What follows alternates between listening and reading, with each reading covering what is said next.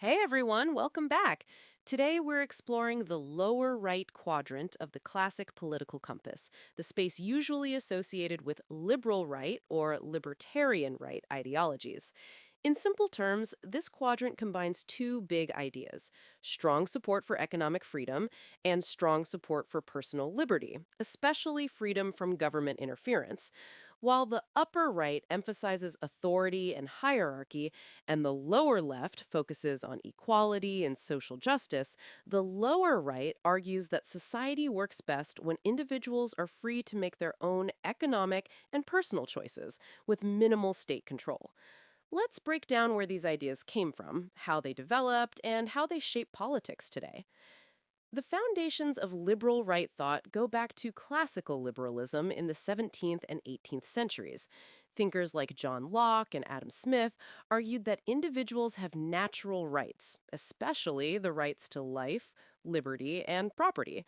They believed governments should exist mainly to protect those rights, not to control every aspect of society. Adam Smith's idea of the invisible hand suggested that when individuals pursue their own economic interests in a free market, the overall result can benefit society as a whole. The basic belief was simple: voluntary exchange and competition create prosperity more effectively than centralized planning. At the heart of the bottom right quadrant is the idea of a free market economy.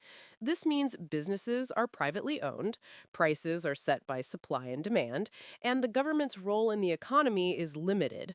Supporters argue that when people are free to start businesses, invest, trade, and compete, innovation flourishes. They believe heavy regulation and high taxation can slow economic growth and reduce personal initiative. In this view, the government should focus on core functions, like protecting property rights, enforcing contracts, and maintaining national defense, but avoid micromanaging economic life. One of the clearest expressions of bottom right ideology is libertarianism. Libertarians believe in maximizing individual freedom in both economic and personal matters. They often argue that taxation should be minimal, regulation should be reduced, and individuals should be free to make personal choices as long as they don't harm others. This can include support for free speech, gun rights, freedom of association, and sometimes even the legalization of drugs or other activities that are restricted in many countries. The central principle is that the state should interfere as little as possible in voluntary interactions between adults. Within a libertarian thought, there are variations.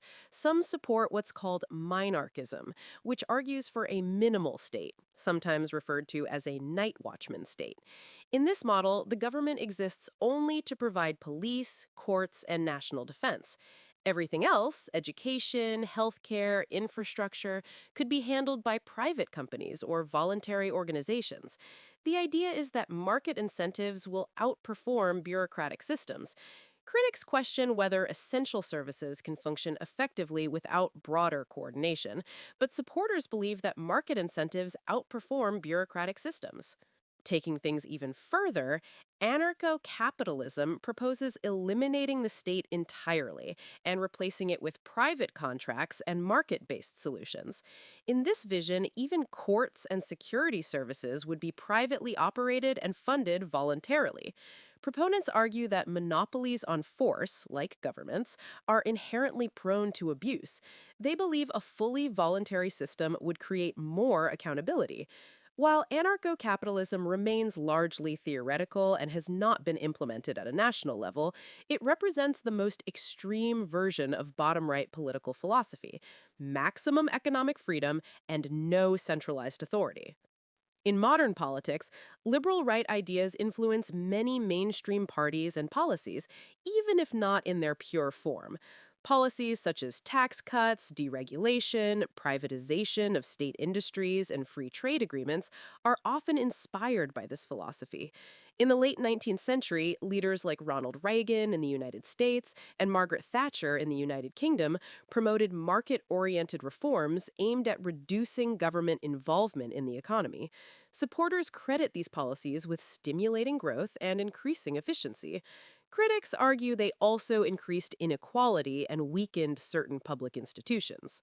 Liberal right ideologies often attract people who value independence and self reliance.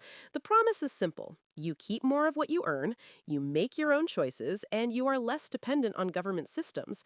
Entrepreneurs, small business owners, and advocates of civil liberties may find this approach appealing.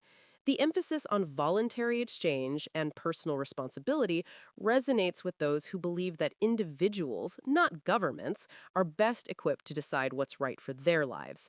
In times when governments are seen as inefficient or corrupt, calls for smaller government can become especially powerful. Of course, the bottom right quadrant also faces criticism. Opponents argue that completely free markets can lead to monopolies, environmental damage, and extreme wealth inequality. They question whether private charity alone can replace public welfare systems. There are also debates about how much regulation is truly too much and where to draw the line between freedom and public safety. Even within liberal right circles, disagreements exist over issues like immigration, intellectual property, and the role of central banks. So, while the core philosophy is consistent, its practical application can vary widely. To sum it up, the lower right quadrant of the political compass is built around a powerful idea that economic freedom and personal liberty go hand in hand. The belief is that when individuals are free to trade, innovate, and live as they choose with minimal government interference, society becomes more prosperous and dynamic.